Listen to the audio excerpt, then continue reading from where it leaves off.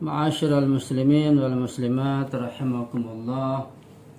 Berikutnya berkaitan dengan masalah berkumpul dengan para ulama, mendekati ulama, duduk bersama mereka. Imam Ali bin Abi Thalib, imam kita alaihissalam, sudah memberikan pengarahan dan anjuran kepada Gubernur Malik Ashtar atau wazirnya agar senantiasa mendekati para ulama.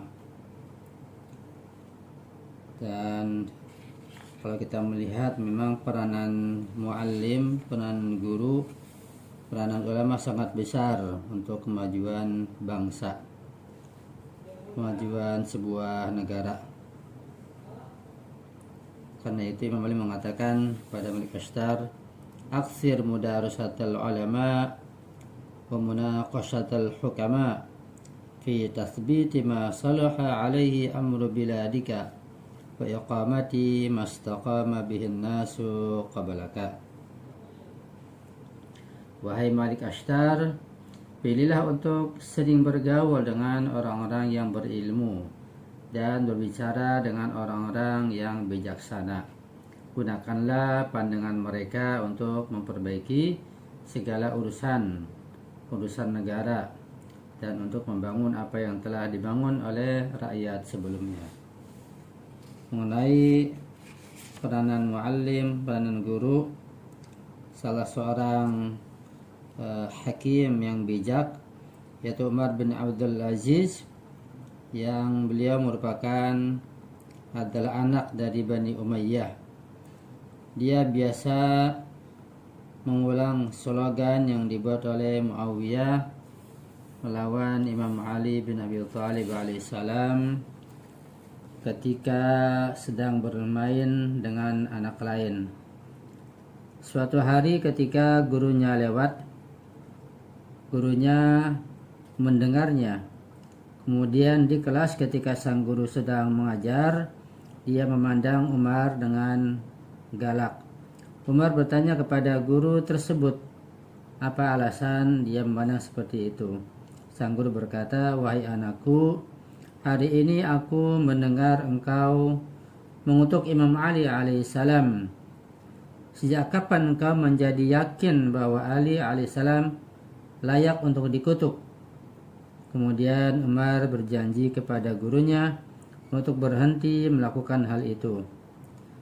Nasihat dari guru ini sangat efektif, sehingga ketika Umar bin Abdul Aziz menjadi khalifah, dia melarang praktek ini, praktek merendahkan, menghina, dan mengutuk Imam Ali di mimbar-mimbar. Dan sebaliknya, beliau memerintahkan ayat berikut untuk dibacakan, yaitu ayat yang berbunyi, innallaha ya'muru bil adli wal ihsan. Artinya sesungguhnya Allah Subhanahu wa taala menyuruh kalian untuk berlaku adil dan berbuat kebajikan. Surat An-Nahl ayat 90. Putra Yazid bernama Muawiyah, ketika dia menjadi penguasa, dia memerintah hanya beberapa hari saja. Kemudian dia mengundang umat naik ke mimbar dan mengundurkan diri dari kekhalifahan. Ibunya dan Marwan menentang keputusannya, tetapi itu tidak ada gunanya.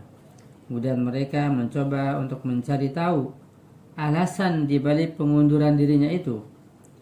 Mereka mendapati bahwa Umar Magsus, yaitu yang menjadi gurunya, telah sangat berpengaruh dalam mengubah jalan hidup Muawiyah dan sudut pandangnya.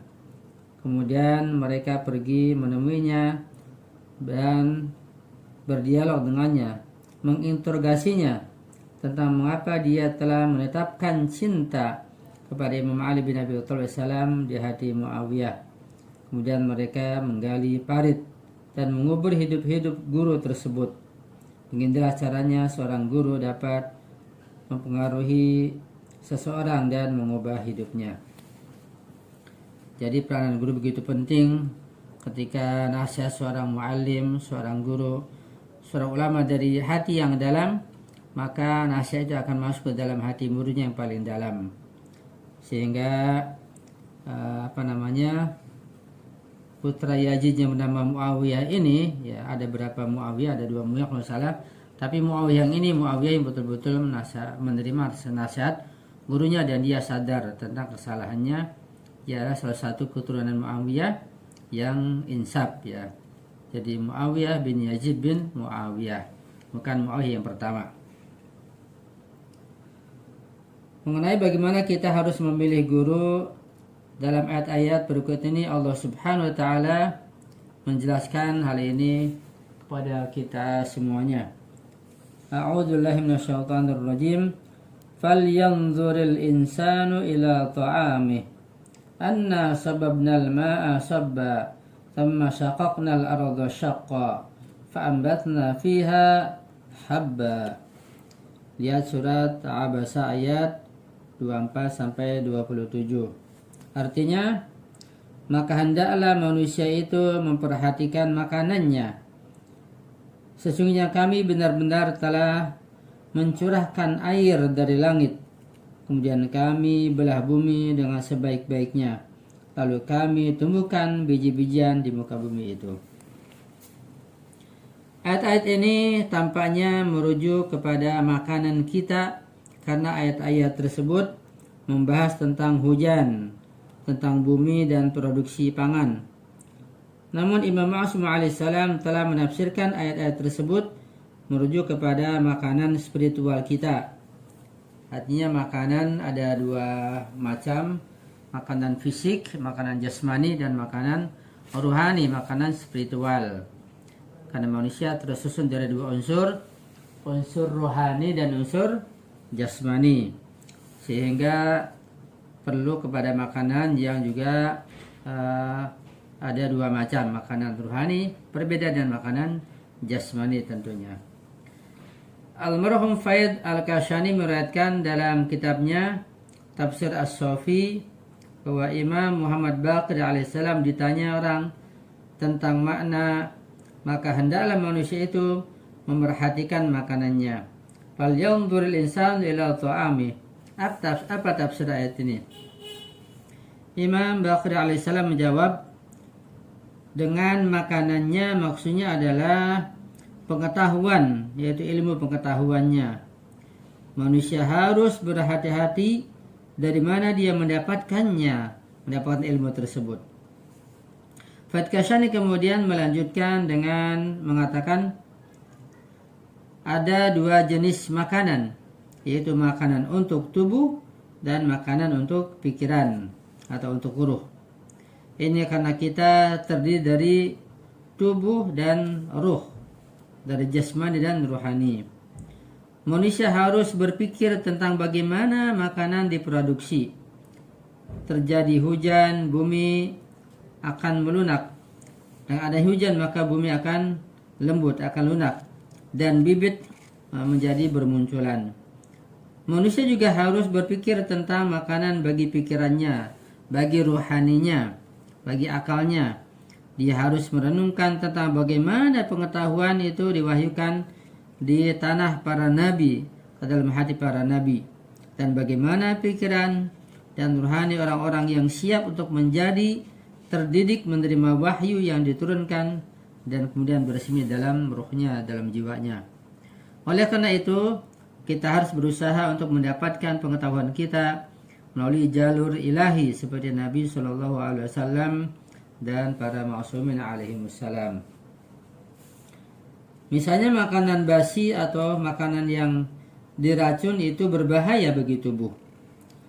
Pada saat pencernaan, makanan tersebut bisa membawa kita kepada kematian. Demikian juga halnya apa yang kita dengar dan apa yang kita lihat itu akan mempengaruhi sistem saraf kita, mempengaruhi pikiran kita dan ruh kita. Kita mungkin akan disesatkan dan akan kehilangan peluang kemakmuran kita. Ini bisa mengakibatkan hidup kita dan akhirat kita akan hancur karena makanan yang salah, makanan ilmu pengetahuan yang terracuni. Kita telah membahas mengenai hak-hak pendengaran dan penglihatan secara rinci pada bagian yang sebelumnya tentang masalah tersebut. Jadi kita tidak mengulang lagi masalah ini. Mengenai hak guru, Imam Muhammad Al-Baqir alaihissalam pernah berkata, "Idza jalasta ila alimin fakun ala an tasma'a ahrasa minka ala an taqul wa ta'allam husnal istima' kama tata'allam husnal qaul wa la taqta' alaihi hadisahu." Artinya, apabila engkau menghadiri pertemuan seorang guru, hadir di majlisnya, hadir di Husainiyah atau di kelas atau di majlis ta'lim misalnya, maka engkau harus bersemangat mendengarkannya daripada berbicara sendiri. Belajarlah untuk mendengarkan dengan baik sebagaimana engkau belajar untuk berbicara dengan baik. Jangan memotong siapapun ketika guru sedang berbicara. Jadi secara umum, memotong seseorang yang sedang berbicara itu tidak sopan. Itu sangat tidak baik. Bahkan lebih tidak sopan lagi untuk memotong ucapan guru yang sedang berbicara, yang sedang menyampaikan misalnya. Seorang murid yang sopan harus menunggu gurunya selesai berbicara dan kemudian baru mengajukan pertanyaan kepadanya. Ini adab-adab yang disampaikan oleh para imam Ahlul Bait alaihimussalam yang perlu kita pahami dan kita camkan dan kita amalkan insyaallah.